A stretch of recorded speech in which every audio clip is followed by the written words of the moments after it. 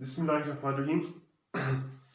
Last lecture में हमने पढ़ा था ट्रांसक्रिप्शन के बारे में कि transcription is the formation of messenger RNA from DNA is known as transcription. कि सेल के न्यूक्लियस के अंदर, ये सारा न्यूक्लियस है, इसके अंदर डीएनए से जब मैसेंजर आरएनए बनता है, इस प्रोसेस को कहते हैं ट्रांसक्रिप्शन। अब ये जो ट्रांसक्रिप्शन है, ये होती है न्यूक्लियस के अंदर। डीएनए से messenger RNA, double strand DNA से सिंगल स्ट्रैंड मैसेंजर आरएनए बना, तो इसे कह दिया हमने ट्रांसक्रिप्शन। अगर हम बात करें बैक्टीरिया की, तो बैक्टीरिया का न्यूक्लियस नहीं है, तो उसमें जब मैसेंजर आरएनए बनेगा तो मैसेंजर आरएनए बनने के फौरन बाद राइबोसोम पे आ जाएगा। लेकिन यूकैरियोटिक सेल में पोस्ट ट्रांसक्रिप्शनल मॉडिफिकेशन होती है। मैसेंजर आरएनए बनने के बाद पोस्ट ट्रांसक्रिप्शन से मुराद है कि आफ्टर ट्रांसक्रिप्शन मैसेंजर आरएनए में कोई मॉडिफिकेशन होती है, ताकि साइटोप्लाज्म के अंदर जो फॉस्फेटेजेस और न्यूक्लियेसेस हैं, एंजाइम हैं, वो सिंगल स्ट्रैंड आरएनए को डैमेज ना कर सके। डबल स्ट्रैंड डीएनए की स्ट्रक्चर प्रोटेक्टेड थी, डबल स्ट्रैंड थी, लेकिन single strand RNA is not protected by enzymes. तो ये भी चांसेस हैं कि मैसेंजर आरएनए जब साइटोप्लाज्म में आएगा तो फॉस्फेटेजेस और न्यूक्लियेसेस इसको डैमेज कर देंगे।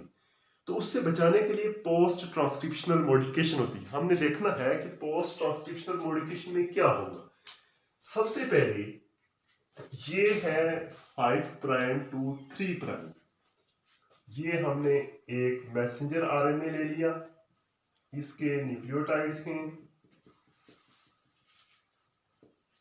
इसका 5 प्राइम एंड है और 3 प्राइम एंड है। 5 प्राइम एंड पे यहां पे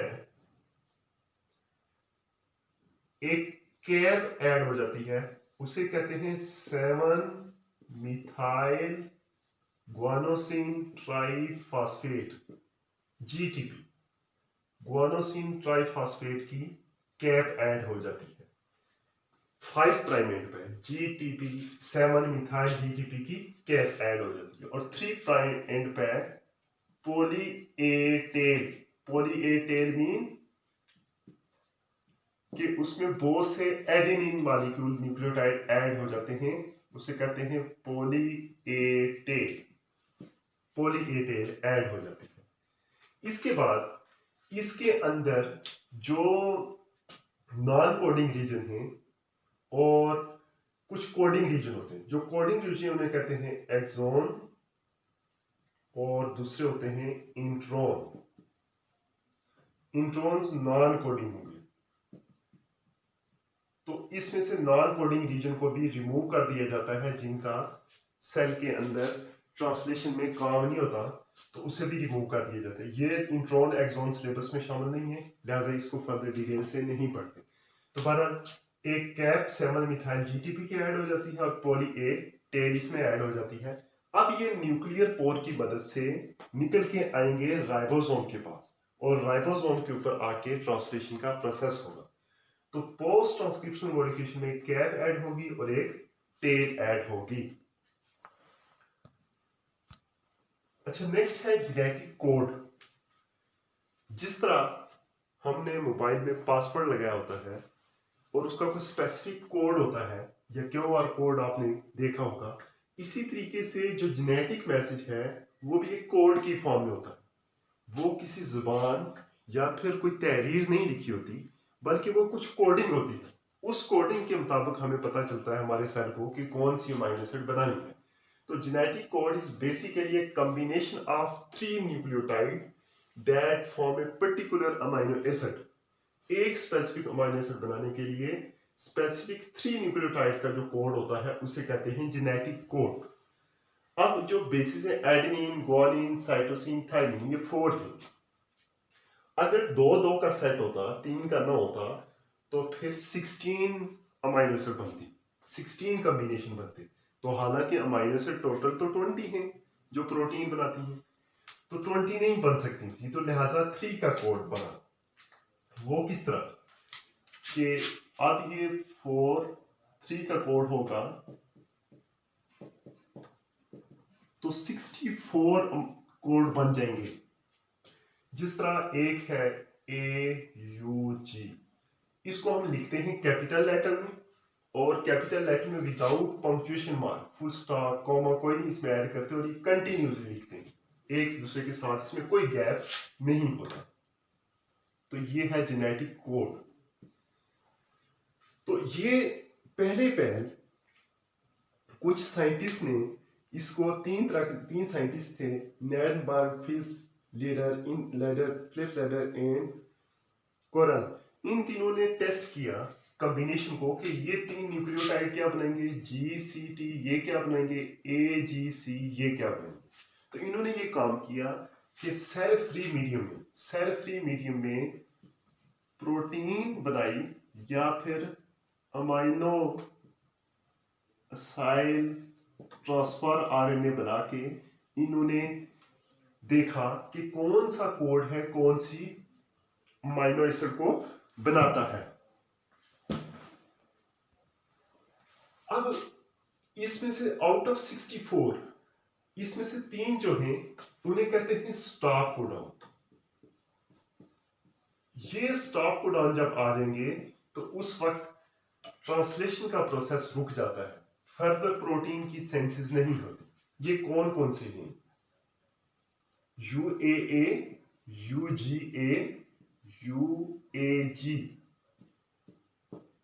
इन तीन को स्टॉप कोडॉन कहते हैं। आप इसको याद रख सकते हैं, यू ऑलवेज अवे, यानी कि आप ट्रांसक्रिप्शन खत्म हो गई है आप चले जाओ, यू गो अवे आपको चले जाना चाहिए, यू ऑलवेज गो। तो इस तरह आप इन तीनों कोडॉन को याद रख सकते हैं कि ये स्टॉप कोडॉन, इसका मतलब है कि स्टॉप, अब मजीद प्रोटीन नहीं बनेगी, you always away, you go away, you always go. तो ये स्टॉप कोडॉन है। इसमें से एक है जो वो स्टार्ट कोडॉन है, AUG स्टार्ट कोडॉन। इसको स्टार्ट कोडॉन को याद रखने का तरीका है कि जब कोई घर में आता है आप उसे कहते हैं आओ जी, तो इसका मतलब है कि यहां से ट्रांसलेशन स्टार्ट होगी आओ जी। तो इट मींस कि स्टार्ट कोडॉन AUG है, जहां AUG लगा होगा वहां से ट्रांसलेशन स्टार्ट होगी। नेक्स्ट ट्रांसलेशन में हम पढ़ेंगे कि AUG से किस तरह ट्रांसलेशन स्टार्ट होती है। तो ये बेसिकली मिथियोनिन को जाहिर करता है, मिथियोनिन को जाहिर करेगा। अब इसमें एक है AGA, आर्जिनिन, ये एक अमाइनो एसिड के लिए कोड है AGA। ये अगर हम बात करें बैक्टीरिया की तो उसमें भी AGA आर्जिनिन को रिप्रेजेंट करेगा, और अगर हम बात करें प्लांट्स की या फिर हम बात करें एनिमल्स की तो इन सब के अंदर AGA आर्जिनिन को जाहिर करेगा।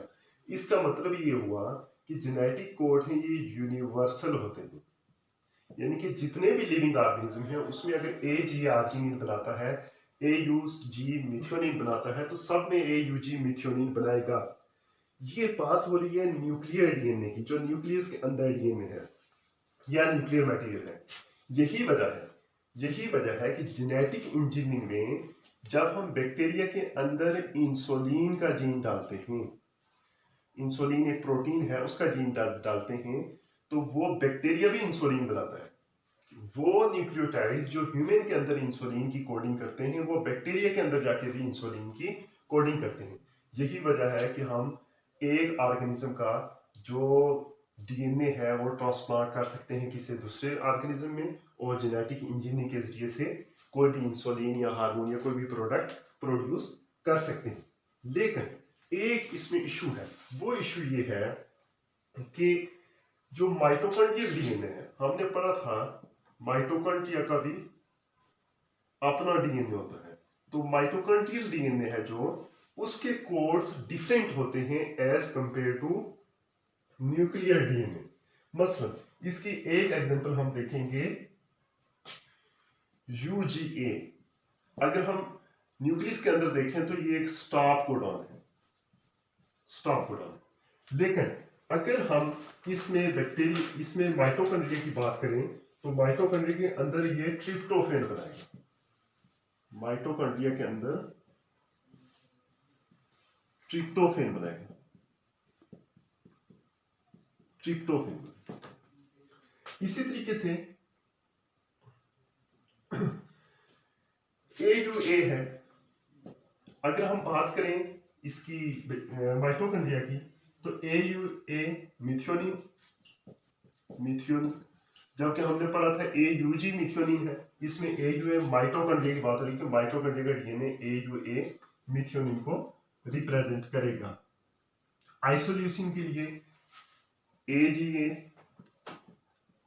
आइसोल्यूसिन इसके लिए यूज होगा, और AGG टर्मिनेट स्टॉप कोडॉन होगा, AGG stop codon in mitochondria. तो ये जो है AGG स्टॉप कोडॉन है, AGA आइसोल्यूसिन, AUA मिथ्योनिन, ये है माइटोकॉन्ड्रिया के अंदर। तो ये आपने याद करने हैं MCQs के लिए कि माइटोकॉन्ड्रिया के अंदर स्टॉप कोडॉन कौन सा है, वो AGG है, और आइसोल्यूसिन के लिए AGA है, और मिथ्योनिन के लिए AUA है। ये माइटोकॉन्ड्रिया के हैं, जबकि बाकी जो माइटोकॉन्ड्रियल जो न्यूक्लियर हैं वो तमाम ऑर्गेनिज्म में सेम होते हैं। तो ये क्वेश्चन आ सकता है, why genetic code are known as universal, या why genetic codes are universal, what is the universality of the genetic code। उसमें आपने ये लिखना है कि जो बैक्टीरिया, प्लांट, एनिमल में जो कोडॉन जो अमीनो एसिड जाहिर करता है वो सब में सेम होता है, लिहाजा इसलिए हम कहते हैं कि ये यूनिवर्सल होते हैं। अब इसमें हमने कहा था कि ये 4 न्यूक्लियोटाइड हैं, AGCT, AGCT, AGCT। अब हम जब न्यूक्लियोटाइड बनाएंगे, इसमें A और A, इसी तरीके से G, ये A है, G A, इसी तरीके से इसमें हम देखेंगे ये G, ये A और उधर G। इसी तरीके से ये देखेंगे ये C है, ये A है और ये C है। तो इस तरह न्यूक्लियोटाइड 64, इसका कॉम्बिनेशन 64 कॉम्बिनेशन बनते हैं। और आपकी बुक पे जो डायग्राम बनी हुई है, उस डायग्राम में भी आपने देखा है कि 3 या 4 न्यूक्लियोटाइड्स हैं, जो 3 या 4 कोडॉन हैं, वो जिस तरह फिनाइल एलानिन, उसके लिए सबसे पहले U, 3 या बल्कि U है ये, क्योंकि RNA है, U, उसमें U इधर दिया हुआ है सबसे पहले, तो इसलिए U, UUC, और ये दो फिनाइल एलानिन के लिए, इसे कहते हैं डीजेनरेसी, यानी कि एक अमीनो एसिड के लिए एक से ज्यादा कोडॉन भी हो सकते हैं, इसको डीजेनरेसी कहते हैं। तो लिहाजा इसमें से सिर्फ और सिर्फ आपने स्टार्ट कोडॉन और स्टॉप कोडॉन का याद रखना है कौन कौन से हैं, और बाकी कोडॉन को जब भी कोई कोडॉन हमें देखना हो तो अमीनो एसिड, पूरे अमीनो एसिड लिखे हुए हैं आपकी बुक पे कि कौन से अमीनो एसिड के लिए कौन सा कोडॉन है, इसको हम देख के तो बता सकते हैं कि ये कोडॉन है और इसकी जगह कौन सी अमीनो एसिड आएगी। इस तरीके से एक मैसेंजर आरएनए के ऊपर जो कोड है, पहले 3 न्यूक्लियोटाइड कोडॉन, उसके मुताबिक अमीनो एसिड आएगी, फिर दूसरे 3 है उसके मुताबिक आएगी, फिर तीसरे 3 है उसके मुताबिक, और आपस में पॉलीपेप्टाइड चेन बनाते जाते हैं। तो इस तरह प्रोटीन बनना शुरू हो जाती है। ये एमआरएनए है, एमआरएनए के जो न्यूक्लियोटाइड हैं, इनके कोडॉन के मुताबिक जो कोडॉन होगा उसकी रेडीमेड अमीनो एसिड अटैच होती जाती है और आपस में रिएक्ट करके पॉलीपेप्टाइड चेन बनाती है, और इससे ये प्रोटीन बन जाती है। तो लिहाजा इस प्रोसेस, ट्रांसलेशन के प्रोसेस जो होता है वो जेनेटिक कोड की वजह से होता है। तो नेक्स्ट टॉपिक में हम ट्रांसलेशन पढ़ेंगे, तो उस वक्त हम उसमें देखेंगे कि किस तरीके से जेनेटिक कोड की मदद से प्रोटीन बनती है। आज के लिए इतना ही, अल्लाह हाफिज़।